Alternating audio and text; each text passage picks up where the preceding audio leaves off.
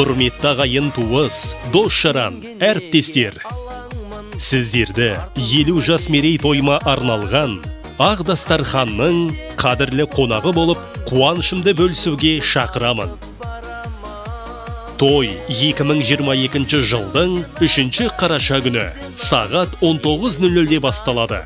Мекен жайымыз Алматы қаласы, Төле би көшесі 209-а, Алтын кеме мейрамханасы.